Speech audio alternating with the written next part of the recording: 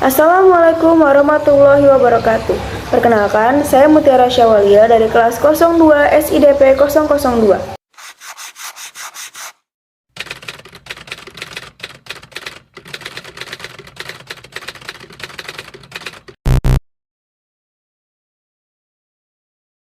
Saya akan menjelaskan tentang sejarah singkat sastra.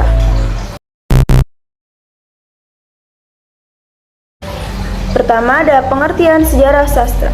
Sejarah sastra adalah bagian dari ilmu sastra. Ilmu sastra adalah ilmu yang mempelajari tentang sastra dengan berbagai permasalahannya. Dalam hal ini termasuk teori sastra, sejarah sastra, dan kritik sastra.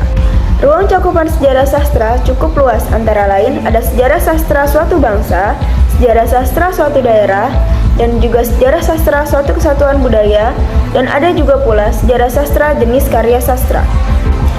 Fungsi sejarah sastra.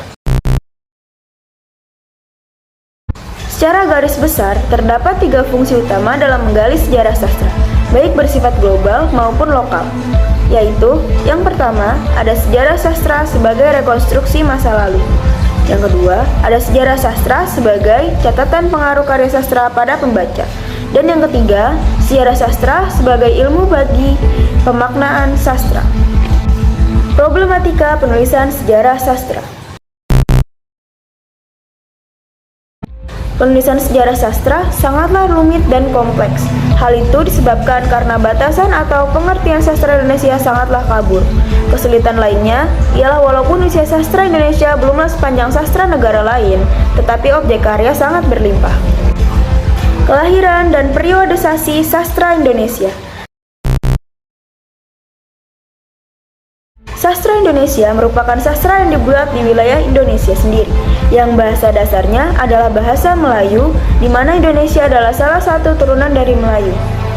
Umar Yunus berpendapat bahwa sastra ada sesudah bahasa ada, karena bahasa Indonesia baru terlahir saat adanya Sumpah Pemuda pada tahun 1928, maka Umar Yunus berpendapat bahwa kesusastraan Indonesia baru lahir pada tanggal 28 Oktober 1928.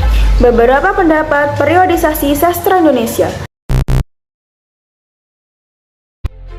Perkembangan sastra Indonesia sejak kelahiran sampai saat ini memperlihatkan kesinambungan sejarah. Hal ini tercermin dari berbagai pembabakan atau periode sastra yang dikemukakan oleh berbagai pakar. Menurut Rana Welle, pembabakan ialah bagian waktu yang dikuasai oleh sistem norma-norma sastra dan konvensi-konvensi sastra yang munculnya, meluasnya, keberbagaian, integrasi, dan lenyapnya dapat dirunut.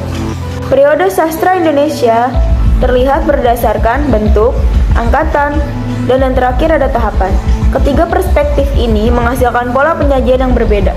Yang pertama ada pembabakan dalam sejarah sastra yang berdasarkan bentuk akan terlihat rancu ketika kita sodorkan pertumbuhan pantun kilat atau Carmina yang menjamur di ibu kota, Jakarta sebagai salah satu bentuk komunikasi sehari-hari dalam bahasa gaul. Yang kedua adalah pembabakan berdasarkan angkatan memiliki bisa subjektivitas yang tinggi. Mengingat ciri dari sebuah angkatan adalah adanya kesamaan semangat dan kejiwaan pada kelompok sastrawan yang memiliki rentang usia tertentu pada satu kurun waktu.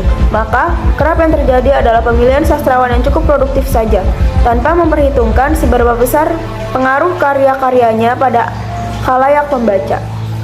Yang terakhir ada pembabakan berdasarkan periode terhitung yang dapat diterima karena pemilihan dilakukan berdasarkan kurun waktu sehingga apapun yang terjadi pada kurun tersebut dapat diidentifikasi dan diklarifikasi untuk menjadi bagian dari periode tersebut. Pada kurun waktu 1850 sampai 1933 terdapat berbagai peristiwa besar baik yang menyangkut dunia, kesusastraan saja maupun terkait dengan gerakan kebangsaan. Sekian dari penjelasan singkat saya. Kurang lebihnya mohon maaf. Wassalamualaikum warahmatullahi wabarakatuh.